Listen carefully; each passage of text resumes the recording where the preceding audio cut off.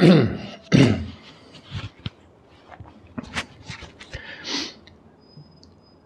and welcome.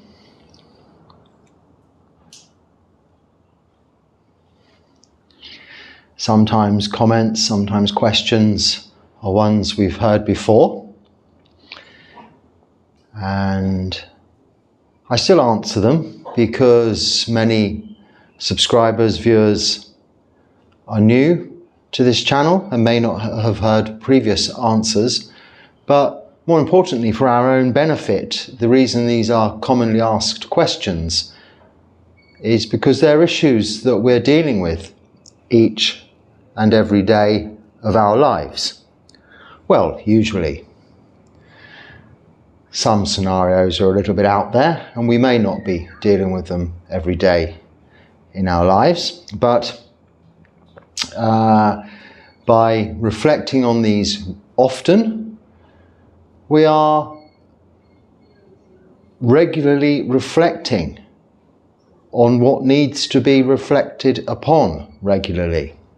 That is the nature of impermanence, that we are subject to aging, sickness and death, that we are responsible for our own karma, that is, actions of body, speech and mind, and will be the heirs to that karma, will be the beneficiaries of its results. Those that we love we will be parted from, as those that love us will be parted from us. These are called the 5 subjects for frequent recollection, that in some Buddhist countries are chanted regularly every evening for that purpose, to commonly or regularly reflect on these important matters that we must come to understand.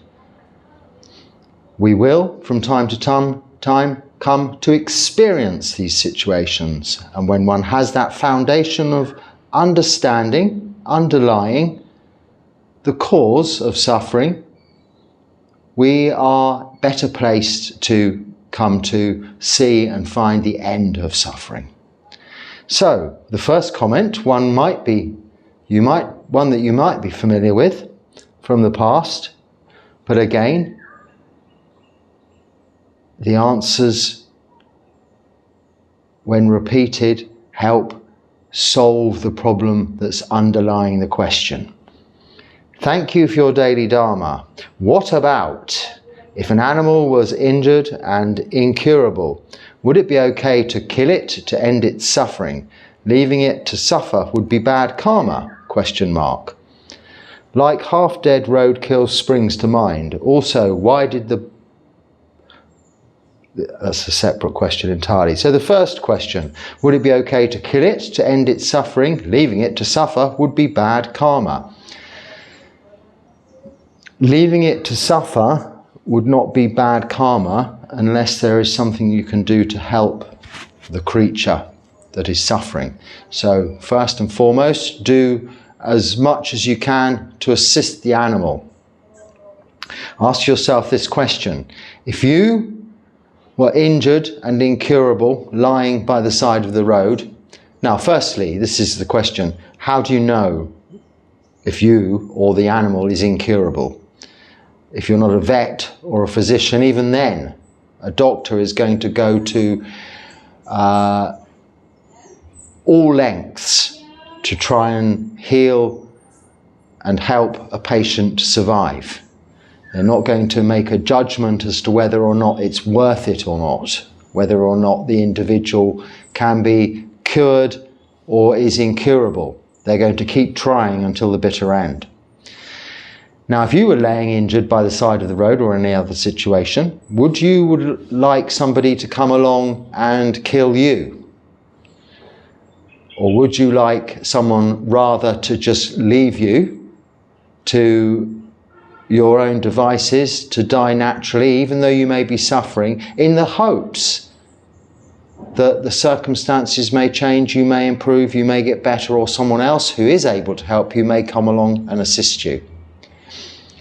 This is the question you need to ask yourself. Now, most animals, I don't have the mind of an animal. I can't think like an animal, but their natural instinct is survival. So they will have a better way, a more logical way of approaching, one would guess, approaching death than perhaps us. You'll see certain animals go to a certain place to die, leave their packs, leave their herds, wander off into the jungle and go and die alone when they know the end's coming. You'll see there are other animals that do have a tendency towards playing dead in order to protect themselves, and then jumping up minutes later when you're not looking and running off perfectly okay. We are not to interfere with life. If we can help and assist, even move that animal to the side of the road, out of the way of harm, in order for it to die peacefully, that's okay. But it's not bad karma to leave it to die, but it's very bad karma to kill any sentient being. And then you go on to say, why didn't the Buddha talk about yoga? Or did he? Because yoga isn't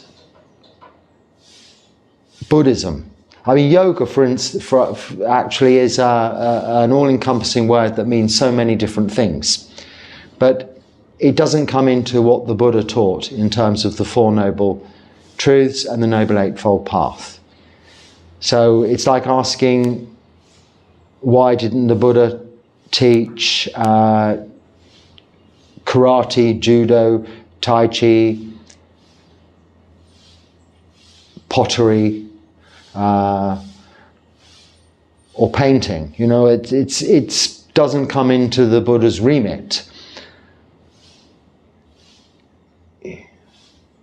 So you currently do Ashtanga yoga, and the whole practice is about moving meditation. Yes, I'm sure it is, but I mean, I don't know anything about all of the variety. Yoga ranges from middle-aged ladies in leotards to long-haired, naked ascetics on the streets of India in deep states of samadhi or jhana for years on end, eating just one grain of rice a day. You know, it covers a whole range of different practices from that sort of Indian continent's cultural variations, and so much.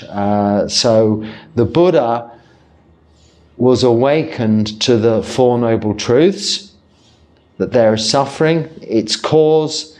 He found there is an end to suffering by following this path to the end of suffering. And that path doesn't need to include anything other than the bare necessities of keeping those moral precepts, practicing meditation, not of any extreme form of meditation, but simply maintaining focus on one meditation object, and by this developing wisdom, developing wholesome mind states and reducing unwholesome mind states primarily. Does your Sangha back in India watch your videos? So they wouldn't need to. The young monks, the junior monks, the novices don't have, or most of the monks there don't have need for or access to devices on which to say, watch these videos. And the senior monks,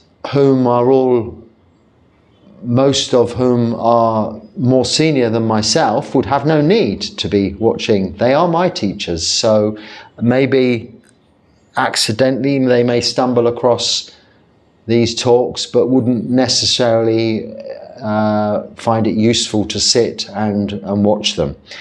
So yeah, I'm sure they've come across them, seen them, and they too contribute many talks and videos and ceremonies to the YouTube platform on their own channel. So they're busy doing their thing and I stay just not so busy, but doing my thing. Okay. I think this is quite a long one, but I have highlighted it, so I hope I haven't left anything important out. I have a small but consistent sitting meditation practice. No master yet, as there are none in my areas. No master yet. I think you mean teacher. Okay. And also Tai Chi and Qigong practice, which people say is Taoist.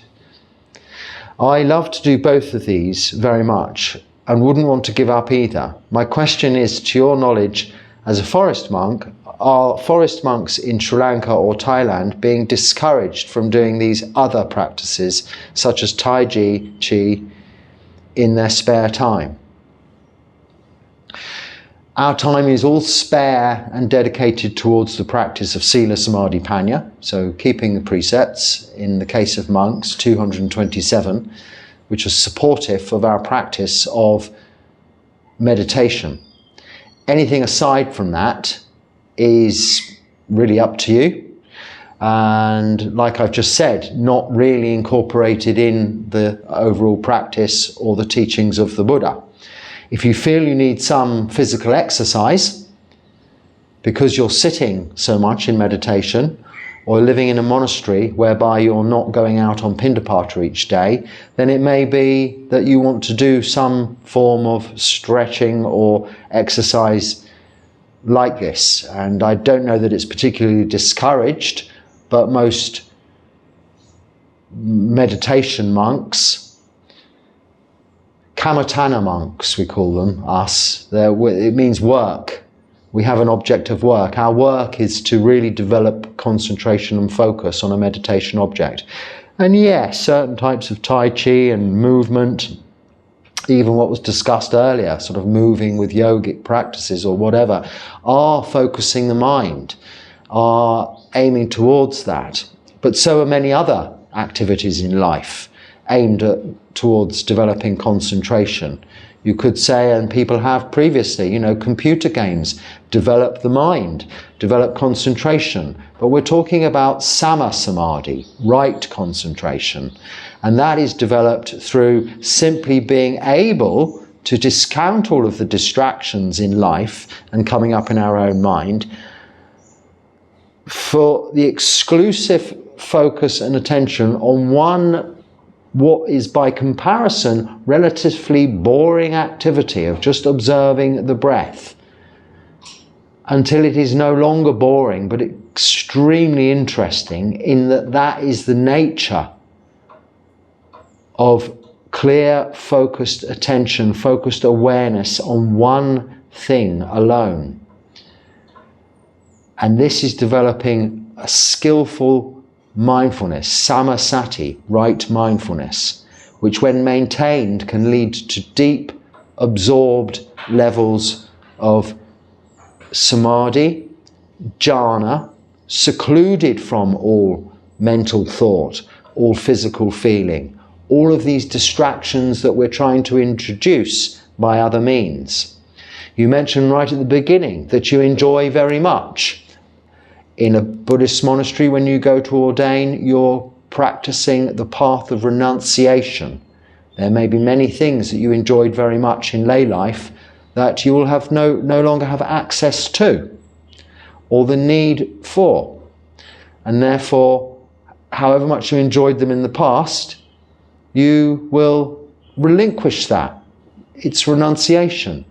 You give it up, you leave it behind, you let it go. And you find your enjoyment through the simple pleasure of meditation in itself. Pure meditation.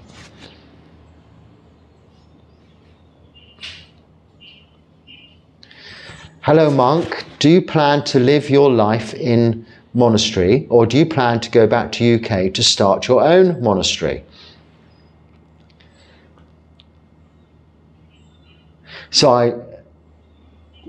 Monastery is a funny word. It really, yes, normally would imply a community of monastics, monks or nuns, in whatever religion one might consider. I went to school in a Catholic monastery, so taught by Catholic monks. and Catholic priests. So, I don't live in such a place. My monastery is in southern India, where there are getting on, well, usually over 100 monks, including novices, at any given point in time. So it's a large community of monks.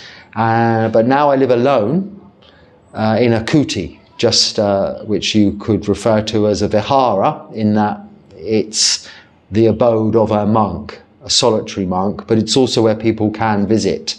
Local people can visit to maybe offer dana or ask questions or just say hello, or sit and meditate. So one would refer to it perhaps as a vihara or solitary, a kuti, but it's still technically anywhere a monk lives is a monastery. And the Buddha said that can be in the open air. And I did live for at least 6 months continuously in the open air in India, just on a hillside on the coast. And I've lived outside in many other places for shorter periods than 6 months, but 3 months minimum at a time.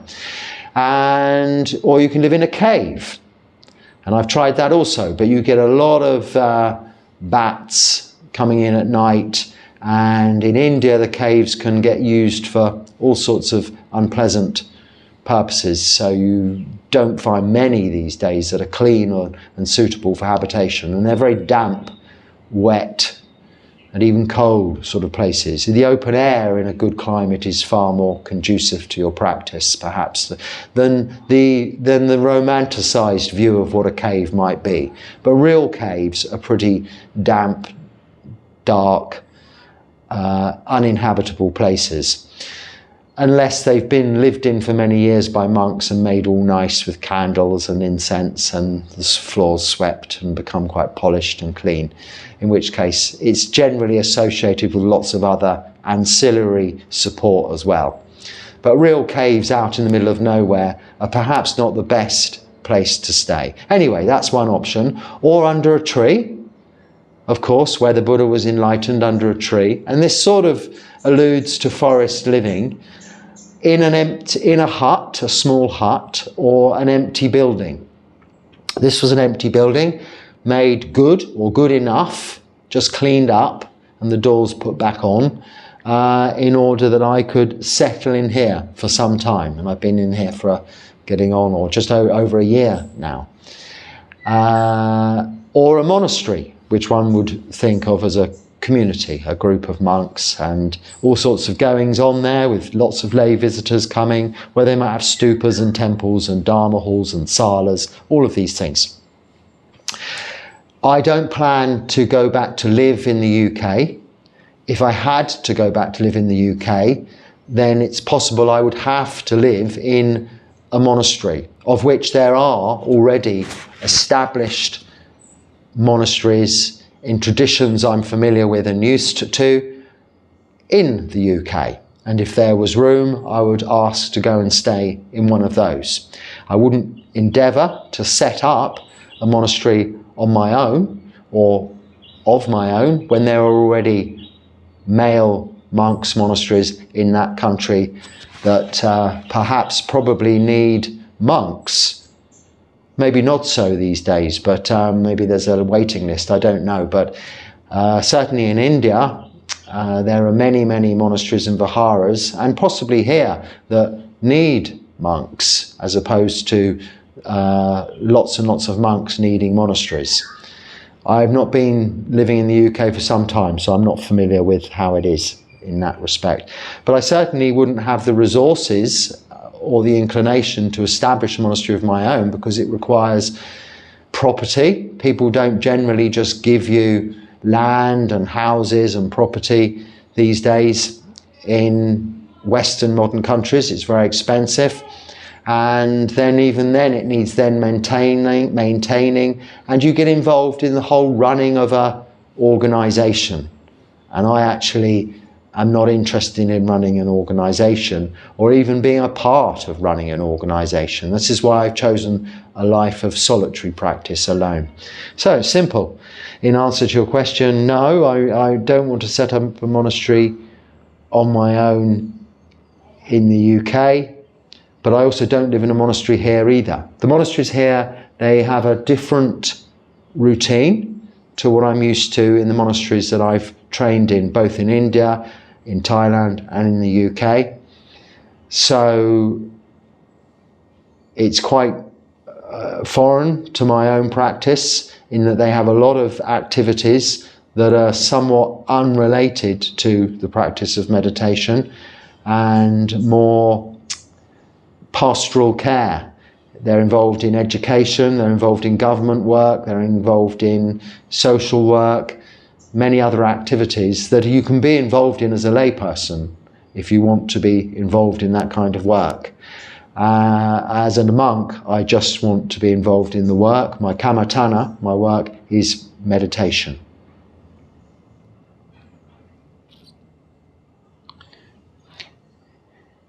If you were someone who was living a materialistic life with an attachment to worldly things, how would you start to decrease or remove that attachment from such things? Well, slowly but surely. Surely I mean by definitely giving up such things, giving things away, but not all at once, because it may come as a bit of a shock to the system. Renunciation has a snowballing effect and can become quite even addictive in itself, in fact. Firstly, you might give up certain aspects of your life by maintaining and keeping the 8 precepts. And this is how I would go about doing this, how I actually did go about doing this. Taking or just keeping the 8 precepts maybe one day a week. Then you're refraining from eating in the afternoon, which frees up a lot of your time for the practice, and means by eating just one meal, if you can bring the breakfast towards lunch and the lunch towards breakfast and just eat one meal in the morning, you have need for so much less equipment. That's one way of getting rid of a lot of stuff. And you have so much more time to practice. Then not having any entertainment on that day, you see the benefits of not having any entertainment, so you tend to use things like television or music less during the rest of the time when you're not keeping the 8 precepts. And beautification, jewellery and clothing and such like, dressing up on this day, that experience too is very liberating and leads to you needing less during the other parts of your week. You'll find going to work even, you perhaps don't need to be keeping 3 or 4 different suits or dresses or work outfits. You may need 3 or 4, but they don't need to be a different colour for each day of the week. If you wear one colour and have 3 outfits that are all the same colour, then frankly nobody knows how many outfits you've got, and you're never in danger of, oh, did I wear this yesterday? What should I wear tomorrow? There's no thought process wasted on this. Yet you've still got clean clothes each day. So I did that too. I had 2 pairs of jeans and 5 t-shirts. That was it. There was always a clean t-shirt. There was always a clean pair of jeans, but they were always the same. I always looked like I was in the same clothes. It didn't matter. Nobody cares. And life is so much easier. This is the slow progression towards renunciation. Eventually you'll get rid of the TV. Then you'll get rid of the system you use to listen to music. The 8th precept in the Buddhist precepts is not to sleep on a high luxurious bed. But I apply that to lounging around on sofas during the day that you keep for the 8 precepts. So maybe the soft furnishings, the cushions, the big comfortable double bed can go, and you might just resort to sleeping on a mattress on the floor, which you can then put aside in the daytime and use the space for meditation or walking meditation or just spaciousness. And easy to maintain, easy to clean, less clutter, minimalist. Appreciation of the space that you have, the shelter you have that surrounds you, without all of the stuff to be distracting you and the stuff that you have to look after. So slowly, but very surely, this snowballs to then, once the bed's gone, the sofa's gone, the TV's gone, and you're living in an empty room that you're paying a lot of money for, you think, well, what's the point of this? I might as well just go and live on the beach. And that's what I did. I went and lived on the beach for 3 years. So, like that, you just do it. I didn't know Buddhists did puja, actually. Well, puja, so it is a Pali word, but it's also in many other languages and means different things. So it's not a form of worship or prayer. It's the activity of offering. And I could be wrong with this, actually. I'm kind of guessing because we call it puja, but what we're doing that's labelled as puja is we're offering. We're offering light, incense, sometimes it's flowers. So light is candles, or here they use wicks and coconut oil, but I tend to still use candles. It's much easier. And incense, because they are a nice focal point for meditation sometimes for people, or they're just the smell is a very evocative sensory experience. And one can use maybe jasmine in the morning and sandalwood in the evening. It's neither here nor there, it doesn't matter. Or nag champa all day long, it doesn't matter. But you can build an atmosphere conducive to your practice by a consistency of aroma.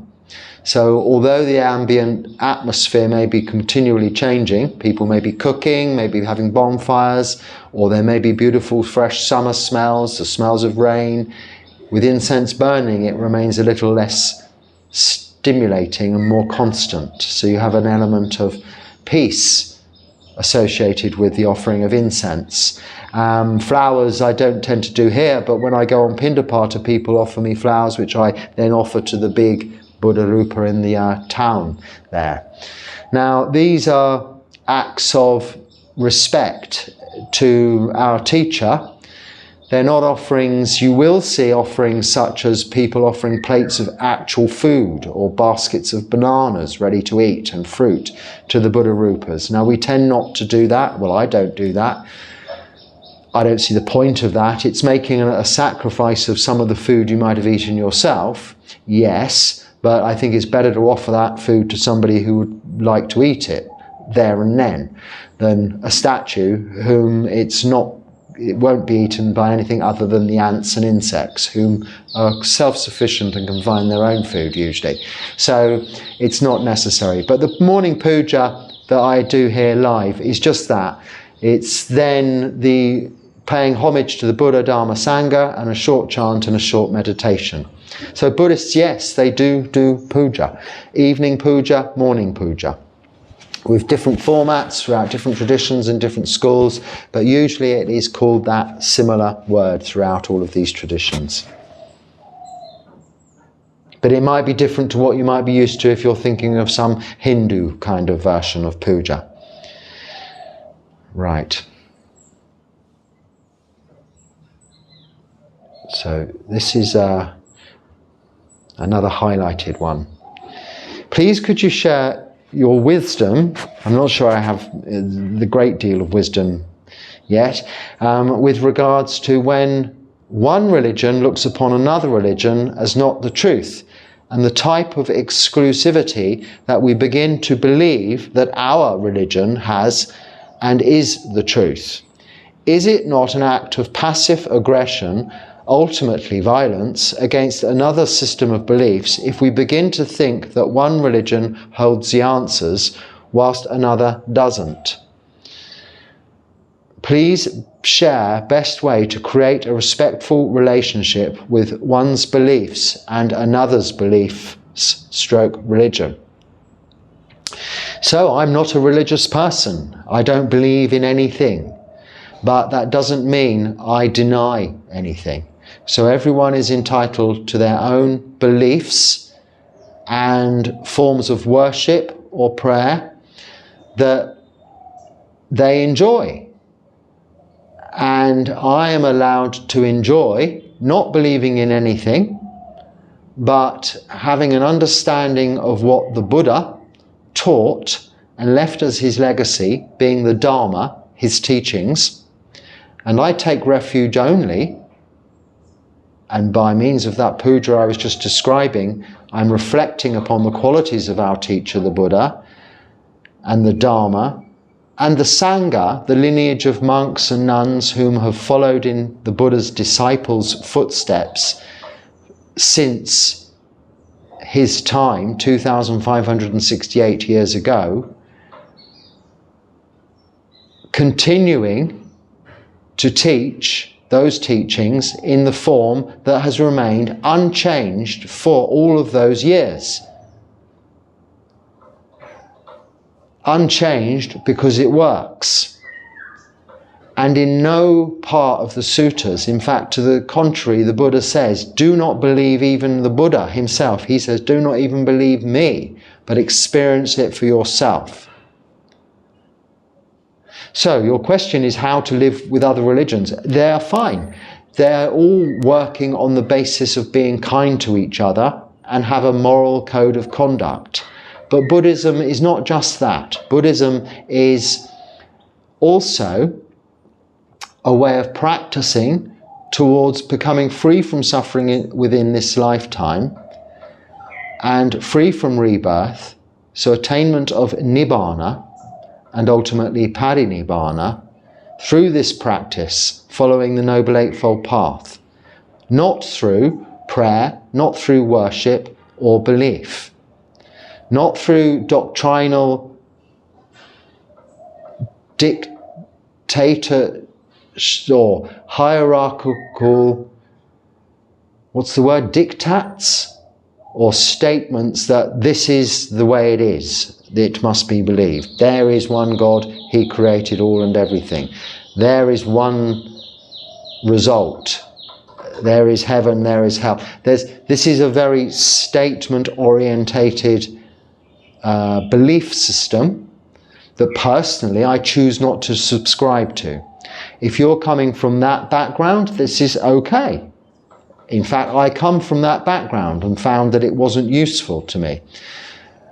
If you're coming from this background of a Buddhist teachings background, it too is okay and does not, the Dharma compares well with all religions, does not suffer by comparison to any religions, in that it is pure of all belief system blank statements, black and white statements, other than the truth that we can experience and see for our very selves. So when you refer to not the truth and the truth, there is only the truth. The truth that there is suffering is not something to be believed. Every being, sentient being, will experience suffering. And all the Buddha taught was that there is a cause for that suffering, an end of suffering, and the path leading to the end of suffering. That does not conflict with anyone else's truth.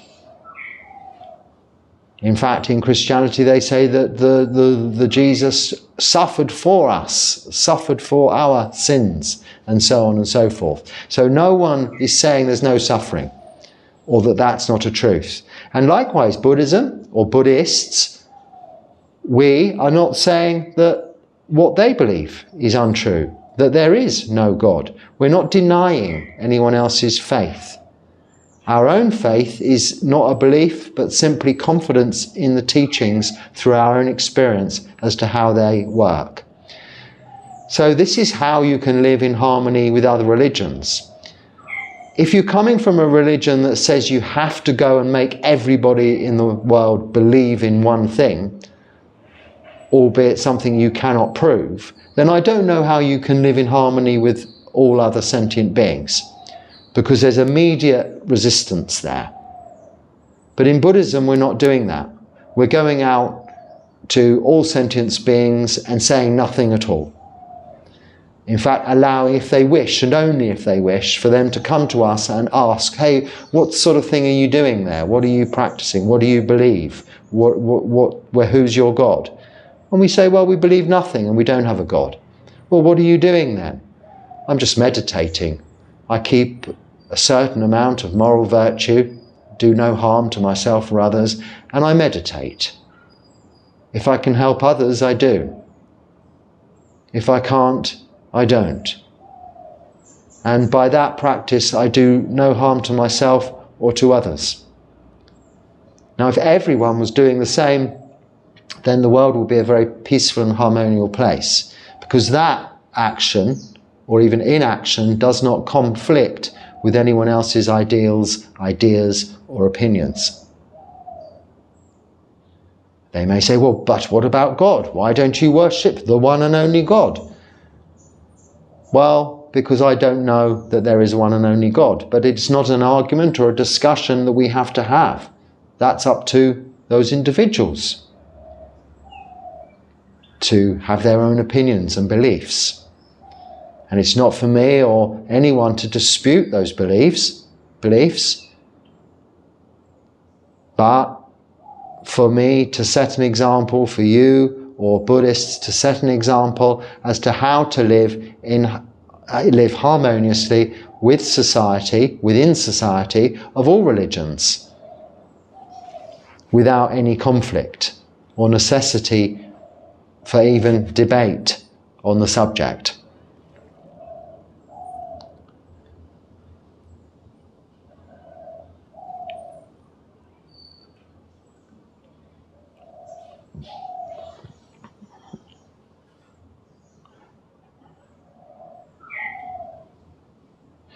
So I would like to ask, if everything happening around me, us, is based on karma,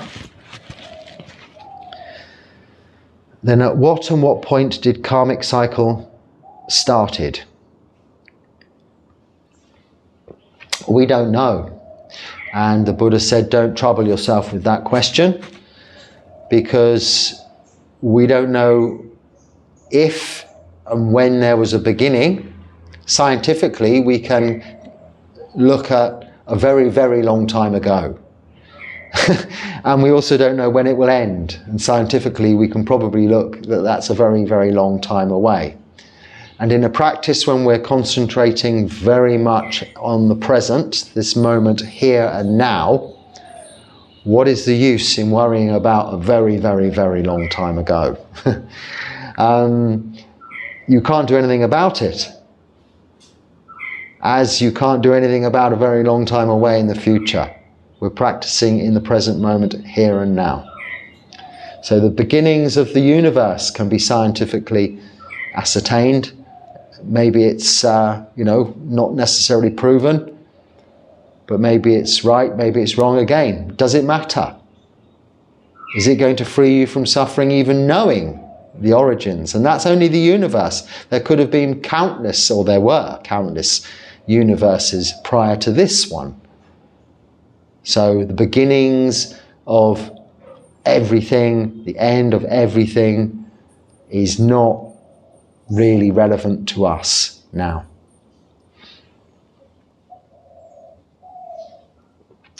You say about the site, where did the karmic cycle started, but where you can end the suffering of being born into that samsara is by following the practice of the Noble Eightfold Path, eradicating greed, hatred and delusion, and attaining to NIBBÄNA, and being free from rebirth into that seemingly beginningless and seemingly endless cycle of karmic rebirth.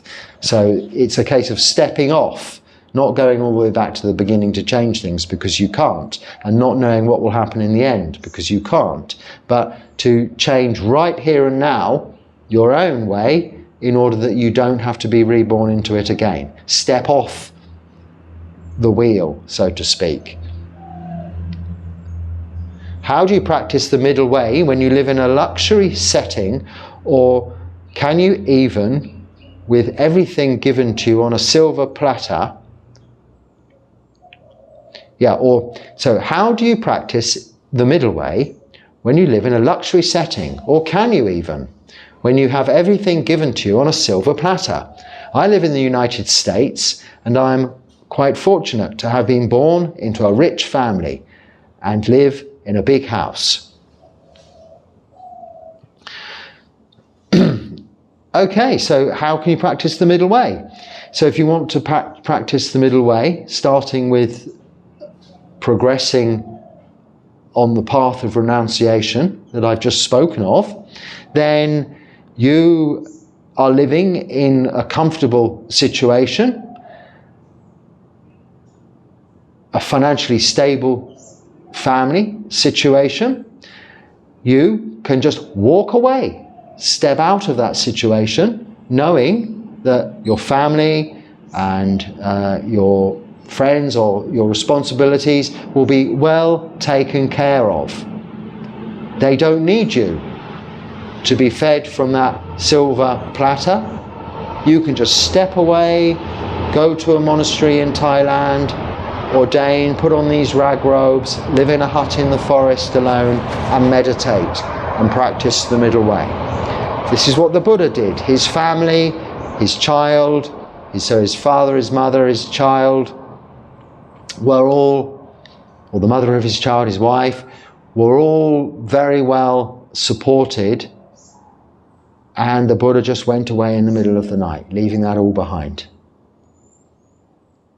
And they could carry on whilst he went and discovered for us this middle path. So as you're blessed with such a situation, don't see it as a hindrance, see it as a springboard into or towards Nibbana, a springboard onto the Noble Eightfold Path, the path towards enlightenment. And don't let another minute go by before you book that ticket or travel to somewhere in your own country, preferably, but another that speaks your language, where you can ordain and give up all of those worldly distractions. If, as a lay person, you want to continue as a lay person, too, move out, go into a smaller apartment, a smaller house somewhere, and live alone with very little, and practice the middle path. So you're in a more fortunate position than some whom are in an impoverished situation and cannot afford, because they're maybe the main breadwinner, they're bringing in the money into the household to support family, siblings, children, cannot in that sense just walk away, abandoning those responsibilities. Not being in that situation, you have the best opportunity, so make the most of it.